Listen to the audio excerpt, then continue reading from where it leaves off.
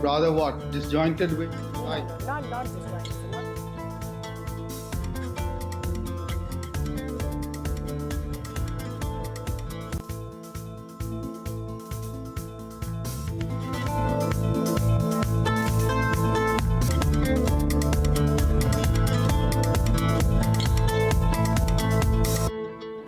Very good evening. You're watching the Primetime debate. I'm Tamanna. Now, the government has announced two mega schemes which are being seen as some sort of a fiscal stimulus to spur on the economy. About 2 lakh crore rupees as a bank recapitalization scheme, which includes recap bonds, as well as about 7 lakh crore rupees in a mega infra project under the aegis of Bharat Mala. The question is this going to be enough to pull the economy out of some sort of a slowdown that we're seeing? How bad is the situation right now, and what is the road ahead? To talk about all of this, I'm joined this evening by Rajiv Kumar. He's the Vice Chairman of the NITI Aayog. Thank you so much, sir, for speaking with Bloomberg Quint, and welcome to the show. Call it what you may, isn't this a fiscal stimulus which has been announced? No, it's not. It's certainly not, because as the Secretary Department of Economic Affairs made very clear, the government intends to stick to its fiscal deficit target and work towards a 3% fiscal deficit objective by next year. And so there is no attempt, or there is no indication that the fiscal limits would be breached. So a fiscal stimulus normally means when the government gives a go-by to the fiscal target that they have. What it is are a series of measures to strengthen the recovery which has started. And it's not also, Tamanna, an attempt to pull out the economy, but it's more effort to boost the economy and its productivity levels and improve the supply side response at a time when the economy is beginning to recover on its own steam. So it's certainly not a fiscal stimulus, no. Okay, so we'll keep the terminology aside, and I'll come to the fiscal deficit question as well, because of course there are differing views on that. But on to bank recap first. What is the timeline that you see which will have a real impact? We're talking about over 2 years, but how do you see the rollout happening? Well, as the Secretary, Department of Financial Services, my namesake, said very clearly that this will be very much front-loaded. So what I'm expecting is that within the next few months, 3 or 4 months, by the time you have the budget and including in the budget, you will see, as the Finance Minister said, the rolling out of a plan of action as to how this recapitalization would be done and what will go along with it in terms of reforms of the public sector banking system. So my understanding would be, or my suggestion actually would be, that this recapitalization would be used to strengthen the sort of more viable and the more efficient banks, and get them ready, get them credit ready, balance sheet ready to start lending as the demand for bank credit picks up. So it will be front-loaded. You will see that this is not the only thing that will happen. It will be accompanied with a set of measures, as the Finance Minister himself indicated. And you will see that the part of the process of divesting their bank equity to bring it down to 52%, and other measures will happen as in due course. When you talk about reforms, sir, and that was actually the next point I wanted to come to. Finance Minister mentioned reforms. We don't know exactly what, but what are the key areas which you would see that there needs to be a focus on? My thoughts would be that the public sector banking would be rationalized and made more efficient, so that they get over the sort of stigma that they've often been given, that they indulge in phone call based lending or lazy banking, and they become more efficient and more nimble on their feet. That they go out to get the get the borrowers that they need. They become they are looking out for opportunities.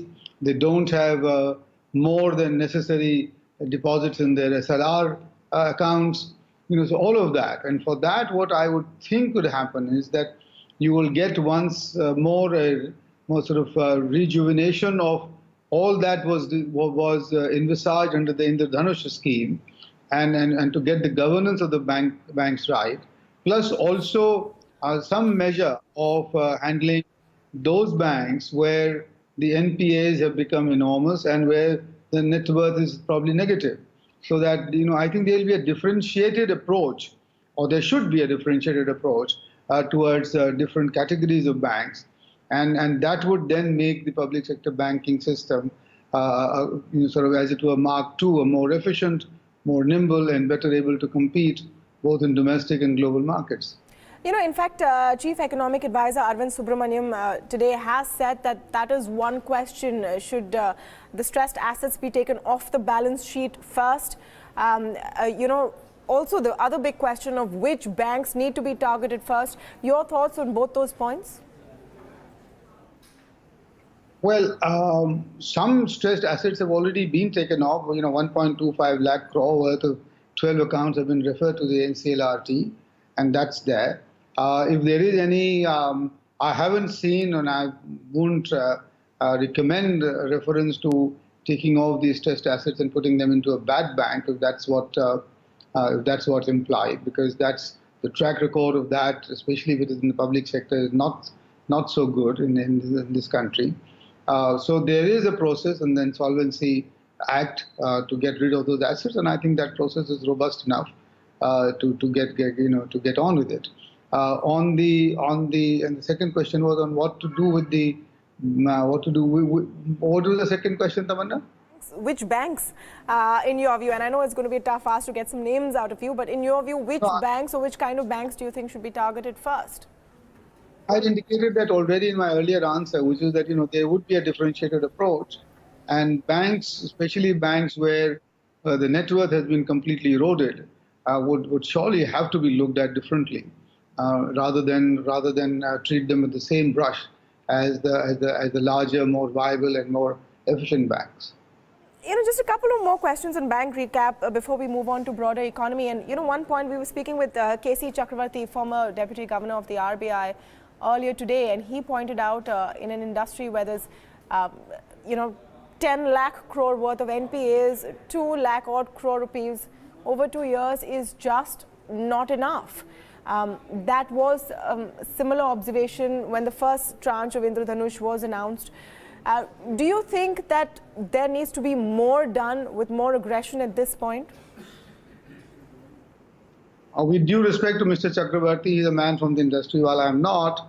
I completely disagree, because in the banking sector, as you know, a rupee of capital can leverage about 9 times its, for the lending, as it were. So, so the lending ratio is a minimum of 8, 9, or things like that. So 2 lakh refurbishment of balance sheet would allow the banks to, if you want, provide for, 10 lakh, easily provide for, all the NPAs that they've got, plus also have some extra money for lending. So I don't think that this is a correct statement, and I don't think any more needs to be done or should be done at this point of time. I think the government has taken actually a huge step. I had earlier heard a figure of 1 lakh of crores or things like that, but they've doubled that. And as you can see, 1.35 lakh crore of that would come from these recap bonds, and perhaps right up front. So I think that's enough, more than enough, and I think they should get the banks, as I said, credit ready, to get into the act when the demand picks up. Okay, I want to move on to broader economy, but just one more question on the banking sector. Consolidation is the next step in your view? Sorry, I missed that. Consolidation is the next step in your view? I can't anticipate that. Neither do I want to preempt anything that the Secretary Department of Financial Services will do. So let me skip that. But there has been some consolidation already, and I don't see why there should not be more. I don't know which way the department wants to take that. Okay. On fiscal deficit, you say that there will not be a breach. There may or may not be, but there is also a view that there is no need to be so concerned about it. In a previous interview with Bloomberg, Quint, you yourself have said that fiscal slippages may not be the biggest problem. We were speaking yesterday with Dr. Bimal Jalan, and he said, don't get hung up on 3.2 or 3.3 or 3.4. Do you think that that pressure needs to be taken off at this point for the government and seeing where the economy is headed? You already cited my view, but I appreciate, I very much appreciate the government's, commitment to maintaining macroeconomic stability, because I think at this time when the economy is just beginning to emerge, onto the upward phase of the cycle, and there are these green shoots of recovery, perhaps the macroeconomic stability is very much needed, because we don't want any negative voices to spoil the prospects at this point of time, and I think that is what would have happened, though perhaps sometimes misplaced, but those negative voices would have marred the effort, the big effort that the government has made. So I fully support the government's commitment to fiscal stability as well as to macroeconomic stability at this point. Okay, I just want to come to that 5.7% figure, the Q1 GDP figure, which started the entire conversation about where we're heading, and then there's no clear jobs data, but then the anecdotal narrative, I would call it, of fewer jobs than what is required, exports having a tough time, GST is still showing its impact, demonetisation still possibly showing its impact. What is your assessment of where we are at right now? To begin with, I must confess that you've probably got the demonetization story a bit wrong in trying to be a Cassandra, which you don't need to be. The GST, of course, there are these initial hiccups and niggles, and they are being responded to very efficiently and very effectively. The government, you can see that the government response has been very much on the ball.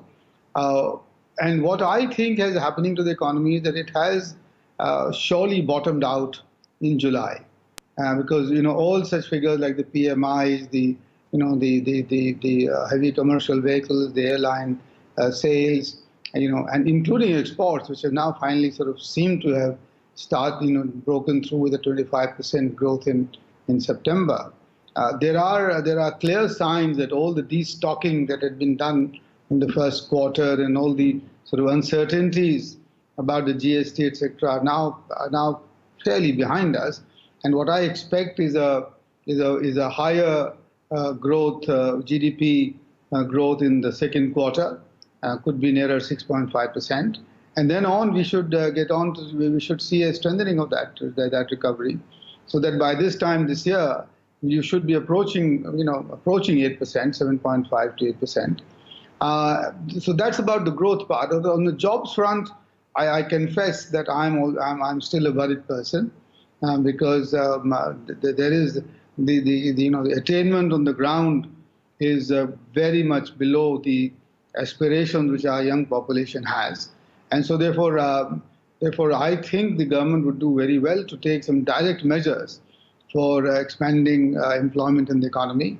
Like, for example, they've done in the textile sector to extend a sort of wage subsidy, as it were, to other labor-intensive sectors, which will help generate additional employment in export-oriented and labor-intensive industries. There are other ways to handle this as well, which, for example, would mean that not only do you raise your apprenticeship targets under the two schemes, I think called Sankalp and Smriddhi. You could double that, but to ensure that those targets are met. And then finally, of course, there is our quite labor-intensive housing sector, which needs a fillip. But may I sort of end this answer by saying that the huge boost that the government has given to the infrastructure sector, the road building sector, would in itself not only crowd in private investment, but also generate fairly significant numbers of employment as we go forward. Just on that point, and I'm diverting a little, Bharatmala was announced earlier. What is new in what the government has done now? The boost on infrastructure and on road building and on port linkages has been a focus area of this government pretty much from day one. Just my counter argument that if this was going to generate the kind of jobs one would have hoped for, wouldn't one have seen the impact by now? No, I think you're missing the fact that it has taken more than a couple of years to get all those ducks in line. And it's finally that the Ministry of Road Transport has been able to clear, as it were, the backlog, all the legacy issues, the sort of pernicious legacy issues that have been left behind, where umpteen number of projects had been blocked, had been sort of lying idle for years. And so all of that debottlenecking has been done. A number of cases has been sorted out through arbitration, etc., etc. And finally, the entire project is on steam. And the big difference this time is that while there were earlier announcements, this time, if you noticed, when the Finance Secretary was speaking, he was actually laying out annual plans of how much would be achieved and how it would be achieved, etc., etc. So now you've got these detailed plans as to which roads will be linking the national highways. And for example, I can't forget the sort of example that he gave about Ludhiana to Jaipur, as to how a new alignment would improve shorten the time taken, though a distance is longer. So there is this much greater attention to detail, which tells me that the critical aspect of higher absorptive capacity for the infrastructure is now being generated and created. The earlier problem had been that you announced allocations for infrastructure, but they never got dispersed because there wasn't the necessary absorptive capacity. So for the first time today in the country, you perhaps have a shelf of projects ready to go. And I suspect also that the land acquisition, etc., would also be sorted out along with. And the other big one, by the way, is the attempt to raise nearly 82,000 crore through reverse BOT, or what is called the TOT there, the sort of, monetizing the infrastructure assets that you built already. So I think that, so there are some critical differences in what you saw in the past and what you're now seeing being rolled out. Okay, fair enough. I want to come back to demonetization, and you said you being a Cassandra, I must say I am Tamanna, but we're nearly 1 year. The anniversary is upon us.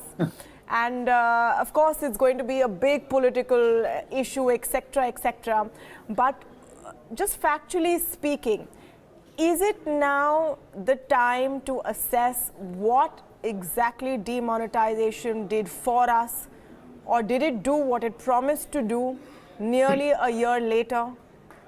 Because there are still people who say, and reports, anecdotal, that some businesses just collapsed.